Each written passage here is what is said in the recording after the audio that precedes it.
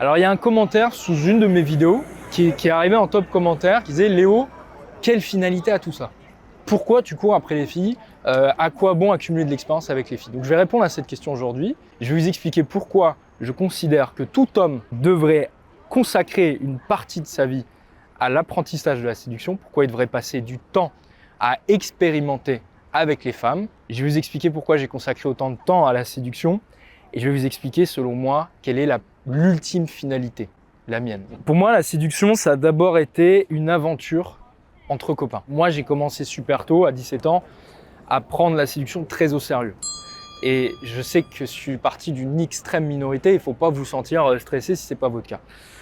Mais je ne mens pas, je dis la vérité, à 17 piges, j'allais avec mon meilleur pote de lycée, on prenait le RER le samedi matin, on fourrait les casse-dalles dans le sac à dos, et le matin, quand on partait, on entendait les petits oiseaux qui chantaient, j'avais l'impression d'être Sacha qui partait à Bourg-Palette. Vous voyez ce que je veux dire? J'étais vraiment dans un univers Pokémon. Et souvent, je me souviens quand j'en avais parlé avec mes copines du lycée qui, elles, avaient déjà plein d'expériences avec les mecs, moi j'avais zéro, et je lui racontais ça tout fier, et elles me prenaient pour un queutard ou un que ça.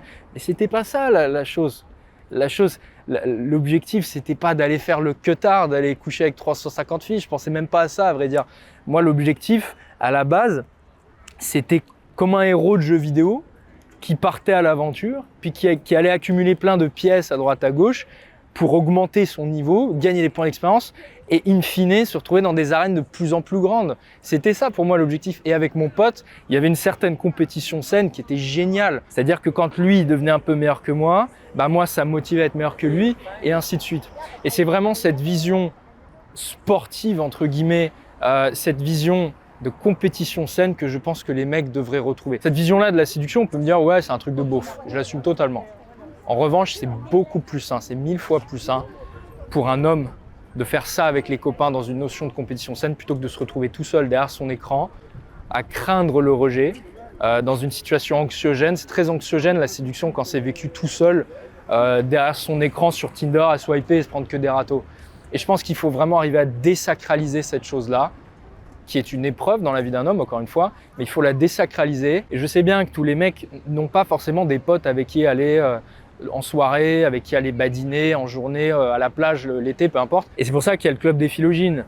Le club des Philogines, c'est fait pour vous permettre de vous rencontrer où que vous soyez, peu importe votre localisation géographique. Et je suis très fier de voir les belles amitiés qu'on a créées dans le club des Philogines avec des mecs qui ont la dalle, qui sont chauds, qui ont envie d'aller se surpasser ensemble dans un environnement sain. Les mecs, je les vois d'abord aller badiner ensemble et je les retrouve des années plus tard. Ils sont devenus des vrais amis, ils ont fait des choses ensemble derrière. Parfois, je bosse avec eux, comme je vous dis, pour travailler sur le site internet. Je retrouve des mecs du club qui sont devenus associés, qui travaillent désormais ensemble. Petit changement de décor, petit changement de coupe, hop, allez. Apprendre à séduire, c'est aussi la première fois qu'on exerce l'esprit critique. Et c'est pas facile l'esprit critique, surtout quand on est jeune. La séduction, c'est la première fois dans la vie d'un homme que le mec se dit « Attends, j'ai l'impression qu'on a essayé de me baiser. J'ai l'impression qu'on m'a raconté beaucoup de conneries. » Et pas n'importe qui, nos figures d'autorité. Les parents, les professeurs, les médias. Apprendre à séduire, c'est faire preuve d'esprit critique et se dire que peut-être qu'on nous a martelé dans le crâne des conneries concernant l'amour. Séduire, c'est rejeter en masse cette mythologie sur l'amour. J'étais en CE2. J'ai un souvenir très fort d'une petite fille qui était en face de moi, qui avait des beaux cheveux longs couleur châtain clair. Je me souviens que je la regardais en cours et je me disais, mais comment c'est possible que dans sa tête, il y a la même chose que moi? Attention, discours de petit garçon, hein, je suis pas en train de faire du... comment ça s'appelle ceux qui ouvraient les crânes là, et qui regardaient ce qu'il y a à l'intérieur? Je fais pas ça, hein. Je fais pas du... Ah, j'ai oublié, Galton, je crois. Mais ce que je veux dire, c'est que quand j'étais tout petit, j'avais l'intuition de me dire, mais il y a quand même un truc qui est différent là entre moi et toi là. Comment c'est possible que toi, qui est très différent physiquement de moi, tu puisses avoir la même chose que moi dans ma tête? Et après, je me rattachais à ce qu'on m'avait appris en cours d'éducation civique et j'essayais d'oublier ces choses-là. Je disais, ah, j'ai honte. Et j'avais honte en fait. Et j'avais vraiment honte de penser comme ça. Je disais, non, c'est pas normal. Léo, arrête de penser comme ça. Et finalement, des années plus tard, cette intuition de petit enfant qu'on a probablement tous eu, hein, je suis pas exceptionnel, eh ben, elle était peut-être plus proche de la réalité que toutes les merdes qu'on nous a mis dans la tête en cours d'éducation civique, à l'école ou autre. Il y a des différences entre les garçons et les filles. Ça fait partie d'une liste, d'une quantité de choses qu'il faut réapprendre pour apprendre à séduire, il faut comprendre la personne que vous avez en face de vous, il faut comprendre ses besoins, il faut comprendre ses intérêts. Devenir un homme, c'est comprendre que les femmes n'ont pas les mêmes intérêts en amour que les hommes. Et il n'y a pas que ça, il y a aussi qu'est-ce que c'est l'amour.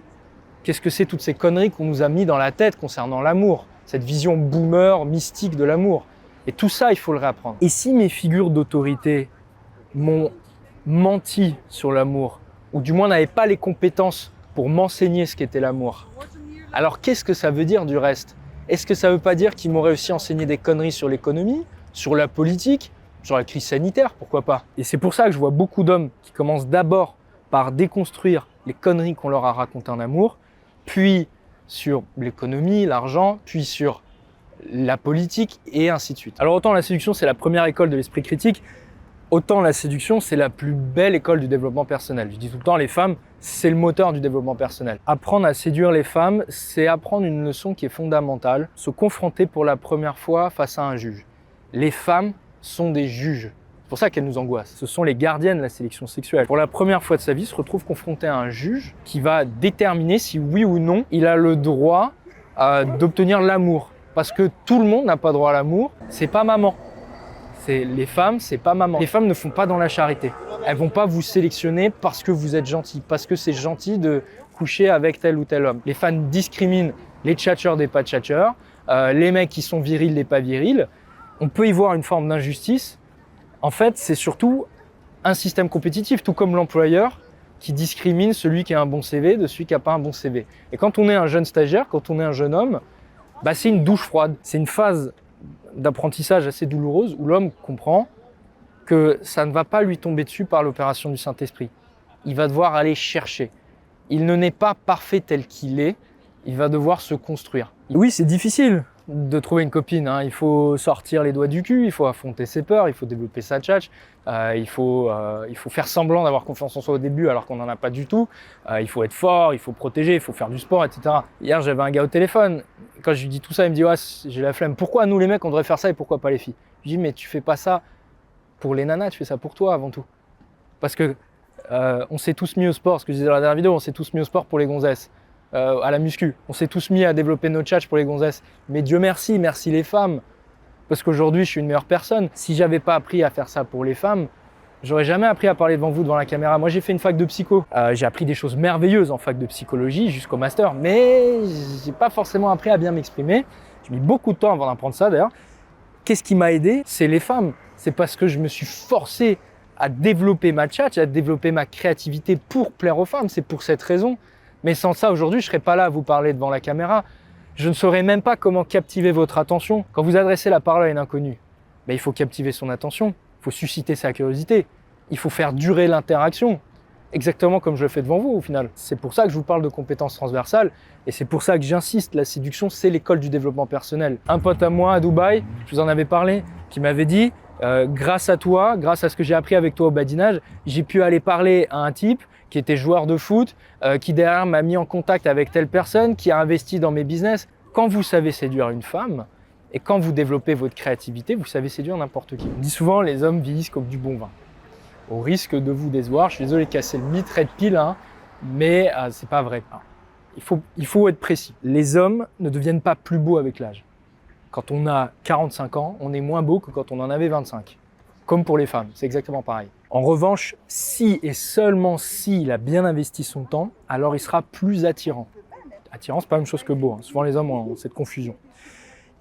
Parce qu'il aura plus d'aisance sociale, il sera beaucoup plus à l'aise socialement, il aura beaucoup plus d'expérience et donc de confiance en sa capacité à séduire parce qu'il aura conquis des femmes, il sait qu'il en est capable, il sait qu'il est capable de procurer du plaisir aux femmes.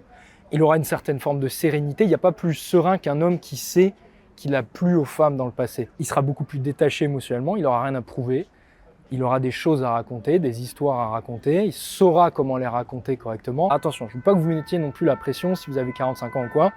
Il y a des stratégies pour gagner du temps et c'est à ça que moi je sers aussi.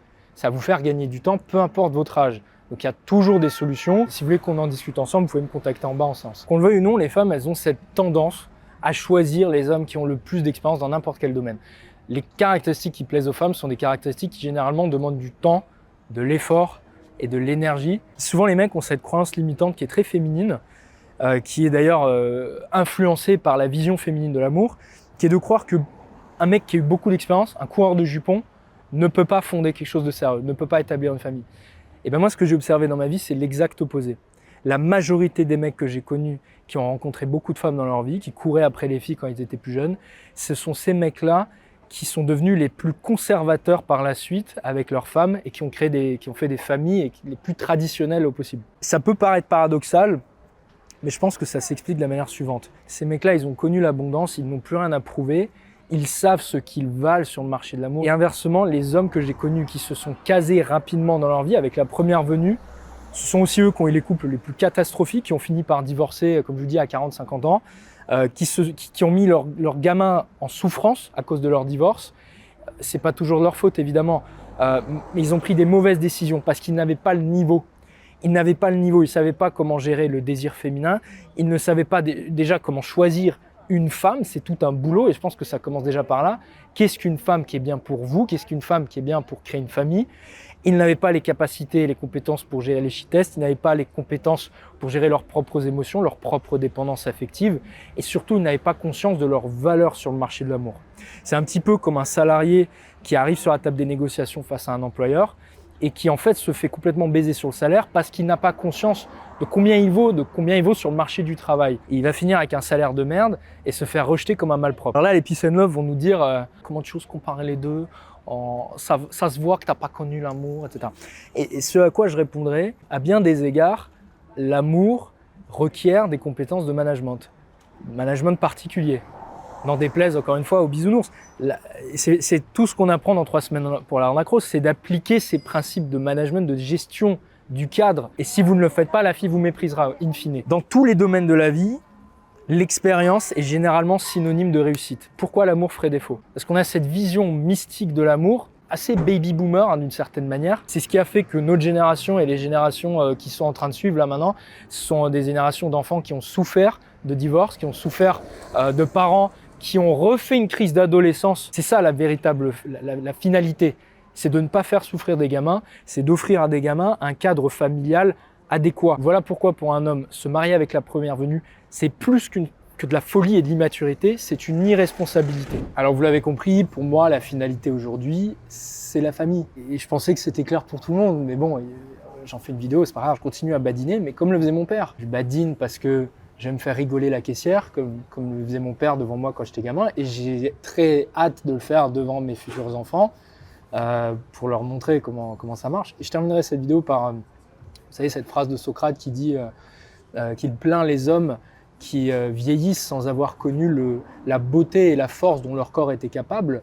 Eh bien moi, je plains les hommes qui n'ont pas connu la beauté et la force en séduction dont ils auraient été capables. Préparez-vous parce qu'à la rentrée, je vais vous sortir une grosse formation pour vous apprendre à séduire dans votre quotidien, dans votre cercle social, sans passer ni par la drague de rue, ni par Tinder, et une formation pour développer votre physique. Et j'ai vraiment super hâte de vous les présenter. Ça fait 1 an que je n'ai pas sorti de formation, ça va être un gros événement. Allez, ciao, à plus les gars.